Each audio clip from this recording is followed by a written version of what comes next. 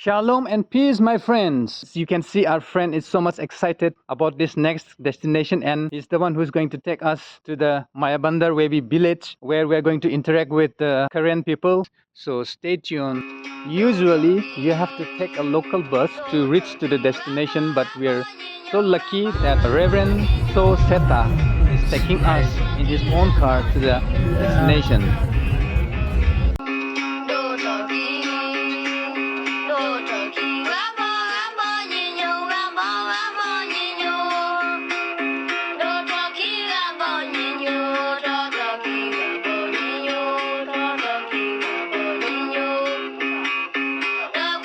Right now we are in Mayabunder, Andaman and Nicobar Islands. We came from Port Blair. It's around 221 kilometers from Port Blair, and it took around 10 hours for a bus ride. But luckily we reached more earlier than that because we came with a smaller car.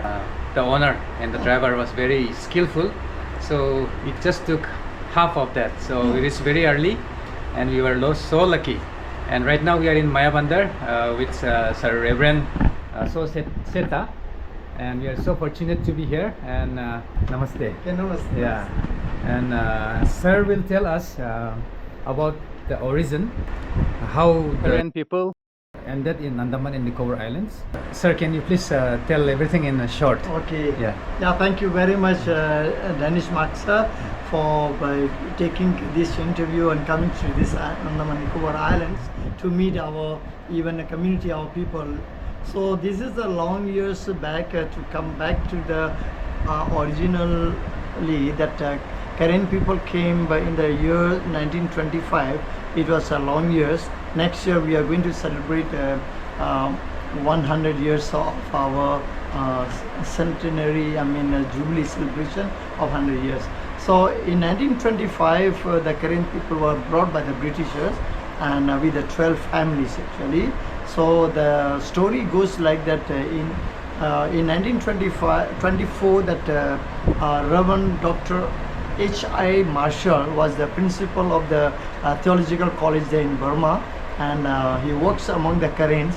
So he was on the way back from USA. He met his cousin brother, Mr. Farrar was the chief commissioner of Andaman Nicobar Islands. So then during the talk of a conversation between each other and telling about that we want a hard-working, peace-loving community people, so that we wanted to do a lot of clear the jungles and then extract the timbers, forest timbers. So then he went back and he published in the newspaper in the Korean called Satuwo, is a morning star, that in Andaman Nicobar, because the British ruled both the Burma and India during that period. So then one Reverend Luigi was the first pastor who found out. He read through this magazine and he collected 12 families and he brought it to Andaman Nicobar Island. So in 1925, 12 families, where my grandparents was the first batch. And then in 1926-27 also, because every month there was the one ship called Maharaja.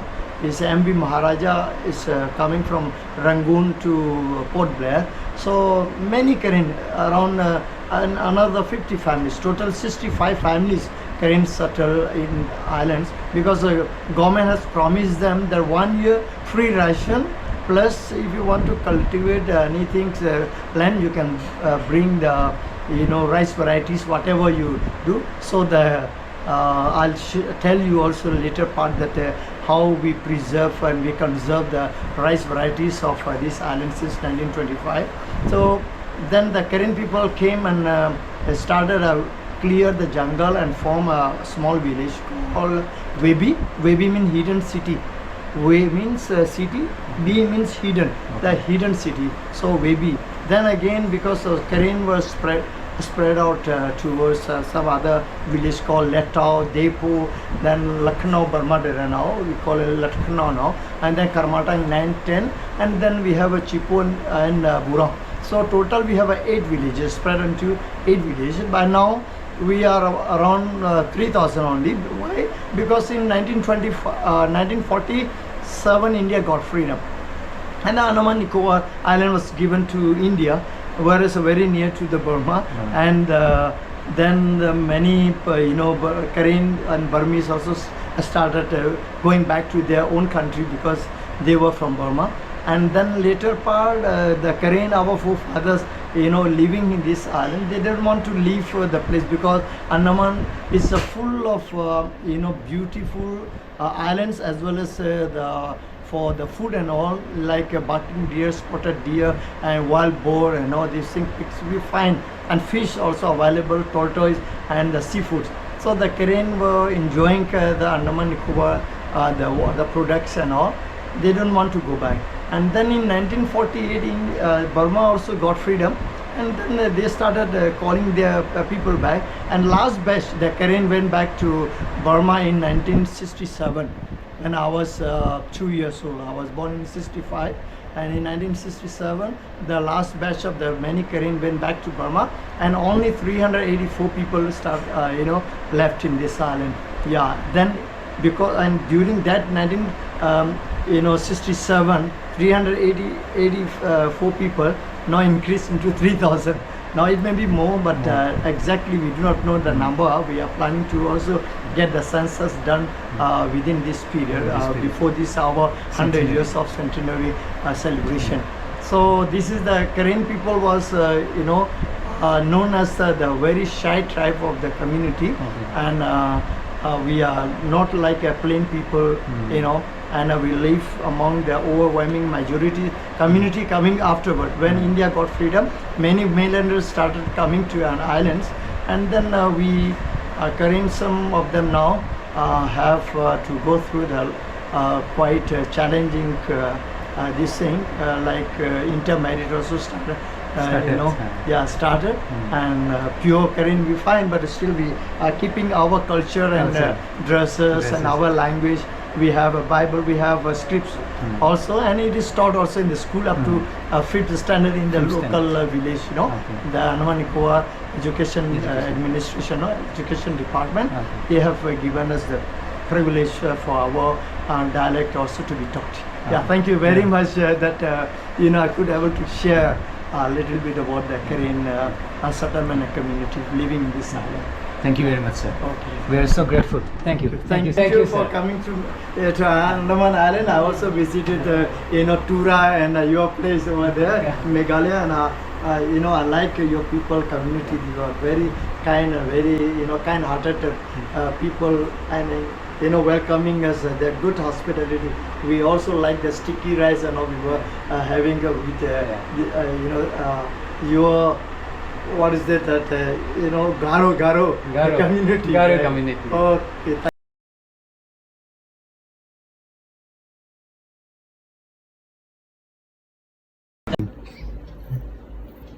What's your name? George. Okay. And what is the name of your school? St. Xavier's School. St. Xavier's. Wow. So do you know how to make tung tap? Yes. Oh, wonderful. Tell me more about you. Come on. Are you pretty? Are you pretty? Yes. Oh yeah, definitely, Yes, yes. definitely. My dad also so Your dad is handsome, very handsome. and he also stylish. Stylish. Okay. Very nice. It's very nice. That uncle is very stylish. That Very doctor- stylish. Very doctor is stylish. Very stylish. Okay. Very big. Very fat. Very. Okay, tell me more. He's No. also doctor, my cousin.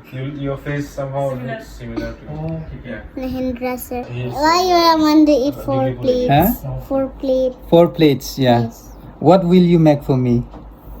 Nothing. Okay. Mango? Do you like mango? Yeah. Mango? Sweet or sour? Small tummy. Small tummy. Do we do Small tummy. Small tummy. Okay. Say something in Korean dialect. Yeah. Yeah. Say hello. Say Hello. hello.